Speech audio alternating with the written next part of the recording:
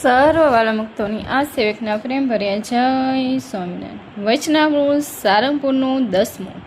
કૃતજ્ઞનું સેવક રામનું. પહેલું, સેવક રામની જેમ કર્યા કૃતને તે જાણે તે કૃતજ્ઞ છે. બીજું, પ્રાયશ્ચિત કર્યા છતાં તેને પાપી કહે તે પણ કૃતજ્ઞ જ છે. ત્રીજું, કૃતજ્ઞપણું મોટું પાપ છે.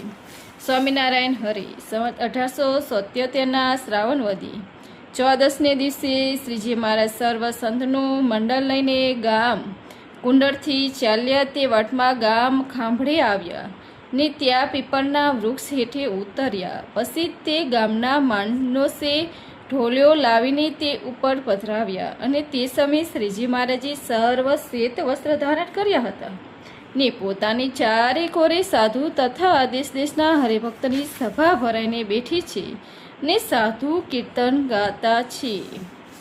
તે કીર્તન રખાવીને શ્રીજી મહારાજે જે ગામના માણસ આગળ વાત કરી છે. આ સંસારને વિશે ધર્મવાળા અને અધર્મી એ બે પ્રકારના માણસ છે. તેમાં ધર્મવાળા જે માણસ હોય તે તો ચોરી તથા પરસ્ત્રીનો સંગ તથા ચાડી ચુગલી આદિ સર્વ પાપનો ત્યાગ કરીને પરમેશ્વરના ડરને ધર્મ મર્યાદામાં ચાલે છે. તેના સંસારમાં જે પોતાના કુટુંબી હોય અથવા કોઈ બીજા હોય પણ તે સર્વ વિશ્વાસ કરે ને તેને જે બોલે તે વચન સૌને સત્ય જ ભાષે અને એવો જે ધર્મવાળો હોય તેને જ સાચા સંતનો સમાગમ ગમે. અને જે અધર્મી માણસ હોય તે તો ચોરી પરસ્ત્રીનો સંગ મધ માંસનું ભક્ષણ વટલું વટલાવું એ આદિક જે સર્વ કુમકુમ તેને વિશે જ ભરપૂર હોય ને તેનો સંસારમાં કોઈ વિશ્વાસ કરે જ નહીં. એના સગા હોય તે પણ કોઈ એનો વિશ્વાસ ન કરે. અને એવા જે અધર્મી હોય તેને સાચા સંતનો સમાગમ તો ગમે જ નહીં. અને જો કોઈ બીજો તે સંતનો સમાગમ કરે તો તેનો પણ દ્રોહ કરે. માટે જેને કલ્યાણની ઈચ્છું તેને અધર્મી માર્ગે ચાલવું જ નહીં અને ધર્મવાળાની માર્ગે ચાલવાની સાચા સંતનો સમાગમ કરવો તો નિશ્ચય જ એ જીવનું કલ્યાણ થાય. એમાં કાંઈ સંશય નથી. એટલી વાત કરીને તેને સાંભળી તે ગામના કેટલાક માણસે શ્રીજી મહારાજનો આશ્રય કર્યો. પછી ત્યાં શ્રીજી મહારાજ પાછા સારંગપુર પધાર્યા. પછી જીવા ખાચરના દરબારમાં ઉત્તરાદે 12 ઓરડાની ઓસરે ઢોલિયા ઉપર બિરાજમાન છે અને તે સમયે પોતે સર્વ શ્વેત વસ્ત્ર ધારણ કર્યા છે અને પોતાના મુખારવિંદની આગળ મુનિ તથા દેશ દેશના હરિભક્તની સભા ભરાઈને બેઠી છે. પછી શ્રીજી મહારાજ બોલ્યા છે, ગોલોક વૈકુંઠ સેદદીપ બ્રહ્મપુર એ સર્વ જે ભગવાનના ધામ તેને બાહ્ય દ્રષ્ટિ કરીને જોઈને તો ઘણા સેટા છે અને આત્મદ્રષ્ટિ કરીને જોઈએ તો એક અણુ જેટલું પણ સેટું નથી. માટે બાહ્ય દ્રષ્ટિવાળાની સમજણ છે તે મિથ્યા છે અને આત્મદ્રષ્ટિવાળાની સમજણ છે તે સત્ય છે.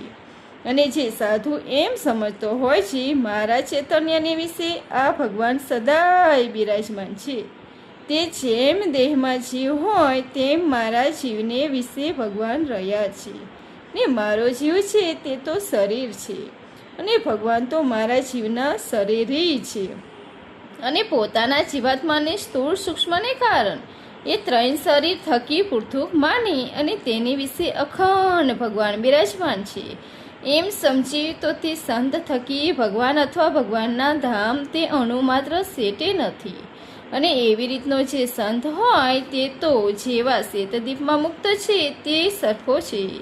અને એવા સંતોનું દર્શન થયું ત્યારે એમ જાણવું છે મુને સાક્ષાત્કાર ભગવાનનું દર્શન થયું ને એવી સમજણવાળો જે સંત તે તો કૃતાર્થ છે. અને જેને આવી સમજણ તો આવી શકે જ નહીં. અને જો તે સંતના સમાગમમાં પડ્યો રહે ને તે સંત નિત્ય 5 ખસડા મારે તો પણ તે અપમાન સહન કરે ને સંતનો સમાગમ મૂકી શકે નહીં. જેમ અફીણનો બંધાણી હોય તે તેને મૂકી શકતો નથી તેમ એ પણ કોઈ રીતે સંતનો સમાગમ તજી શકે જ નહીં. તો જેવા સંત ગયા તે સરખો એને પણ જાણવું અને એવી પ્રાપ્તિથી સંતને થાય છે તેવી જે સંત સમાગમમાં પડ્યો રહે તેને પણ થાય છે. ઇતિ વૈષ્ણવ સારંગપુરનું 10મું પૂરું થયું છે. જય આનંદ સ્વામી મહારાજની જે લાઈક શેર ઓર સબસ્ક્રાઈબ. જય સ્વામિનારાયણ. Thank you.